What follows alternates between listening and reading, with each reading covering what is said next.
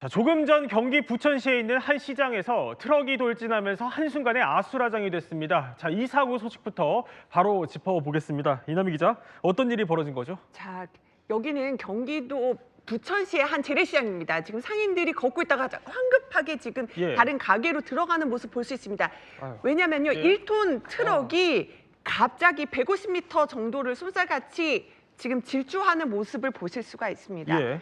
이 사고로요, 지금 2명이 사망하고 18명이 부상을 입는 큰 사고가 지금 발생을 한 겁니다. 이 트럭 돌진 사고의 지금 원인을 조사 중인데요. 지금 상인들도 너무나 지금 놀랐던 아침의 상황이었습니다. 그렇군요. 오늘 오전에 그 대낮에 많은 분들이 오가는 시장에서 지금 벌어진 일이라서 참 안타까운 마음을 네. 금할 수 없는데, 특히 저 사고가 난 저 길이 이남희 기자, 원래 차가 들어오면 안 되는 길이었다면서요? 지금 이 사고 여파가 얼마나 큰지 보실 수 있는데요. 예. 지금 전부 지금 좌판대에 있던 물건들이 이렇게 지금 어지럽게 쌓여 있잖아요. 인근 상인들이 이렇게 얘기를 해요.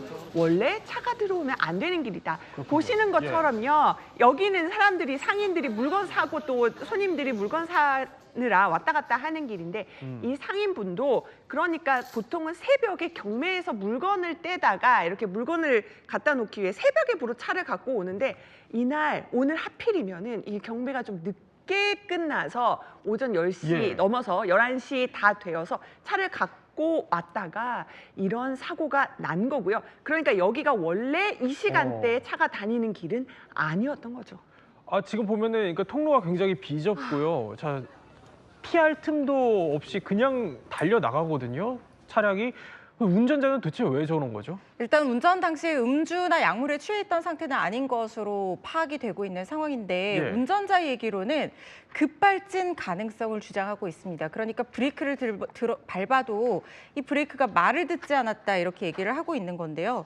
운전자가 이 시장 안에서 수산물 가게를 운영하는 사람이라고 알려지고 있습니다. 근데 이 운전자와 같이 이 수산물 업체를 운영하는 B 씨도 도매시장에서 싣고 온 물건들을 이 운전자의 가게에서 내리는 그런 작업을 했다고 합니다. 그리고 나서 천천히 후진을 해서 주차를 하던 중에 갑자기 속도를 높여서 차량이 앞으로 돌진하면서 튀어나갔다는 거거든요. 그렇군요. 예. 운전자 역시도 비슷한 주장을 하고 있는 상황이고, 그리고 운전자의 동생도 형이 엄청 당황해하면서 소리를 지르고 차를 멈추려고 했다 이렇게 주장을 하고 있습니다. 아유, 그런데 예. 목격자들도 상당히 충격을 받은 것으로 보이는 게 시장에서 떡집을 운영하는 한 목격자는 처음에는 무슨 폭탄이 터진 줄 알았다. 손살같이 번개처럼 마구 달려나갔고 사람들이 쓰러져 있었다. 이렇게 얘기를 했거든요. 네. 그래서 이 트럭 운전자가 브레이크고 뭐고 말이 안 들어서 어리나간 표정이었다라고 얘기를 하고 있습니다. 그런데 경찰 판단은 조금 다른 것 같아요, 박기태 변호사. 그러니까 이게 급발진이 아니라 페달 오조작 가능성이 있다 이렇게 보던데 그럴 근거가 있습니까? 일단 경찰이 그렇게 판단하는 제일 큰 근거는 CCTV 영상입니다.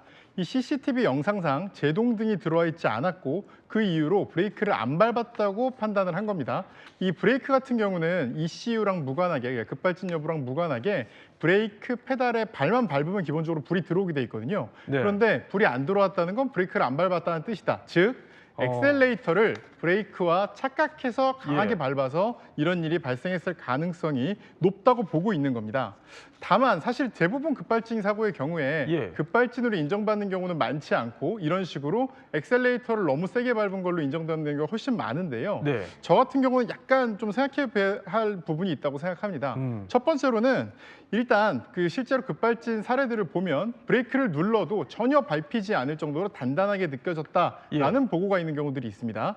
그래서 그 점이 아닐까도 좀 조사가 필요한 부분이고요. 두 번째로는 브레이크 등 같은 것들이 고장났을 가능성도 배제할 수는 없습니다. 그래서 아무래도 확률적으로는 급발진 사고가 났을 가능성보다는 엑셀레이터를 잘못 밟아서 이런 일이 발생할 가능성이 높겠지만 좀 더 자세한 조사 같은 건 필요하다고 생각됩니다. 자, 조금 전에 저희가 확보한 CCTV 영상 지금 보여드리고 있습니다. 자, 보면은요, 저 시장 안에서 저렇게 차량이 굉장히 빠르게 지나가고요. 상인이 놀라서 바로 옆으로 피하는 모습.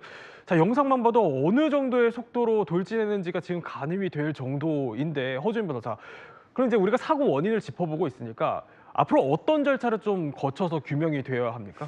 일단 급발진 여부에 대해서는 조사는 들어갈 것으로 보입니다. 그러니까 정확하게 사고의 원인을 규명하기 위해서는 이게 페달 오조작 가능성인지 아니면 급발진 가능성인지 이런 부분들을 과학적인 근거와 증거들로 입증할 수 있을 정도로 확인이 돼야 될 것으로 보이는데 기존의 어떤 급발진 의심 사례들을 보면은 여러 가지 수사 기법들이 동원이 됐습니다. 아까 박 변호사님께서 말씀해주신 브레이크 등의 점등이 됐는지 여부, 그리고 EDR이라고 부르는 사고 기록 장치의 어떤 국과수 감정, 그리고 특히 트럭 운전자들이 양발 운전을 하는 경우가 있거든요. 그러니까 버스나 트럭 같이 장시간 운전을 하는 사람들이 피로도를 줄이기 위해서 또 반응 속도를 빠르게 하기 위해서 양발 운전하는 습관이 있는 경우가 있는데 이때 페달 착각이 일어날 가능성이 높기 때문에 운전자의 평소 운전 습관에 대해서도 조사가 있을 것으로 보이고 또 이 페달이나 신발에 남은 그 흔적 이런 것들도 굉장히 중요한 증거 자료가 될 수 있습니다. 우리가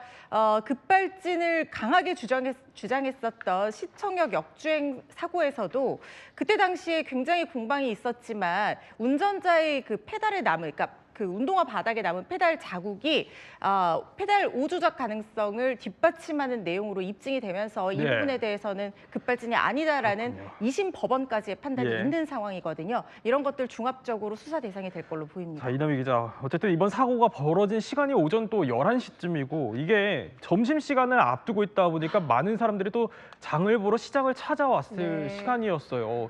지금 현장의 사고 수습은 어떻게 되고 있습니까? 아직도 지금 아수라장이어서 굉장히 수습에 난항을 겪는 상황입니다.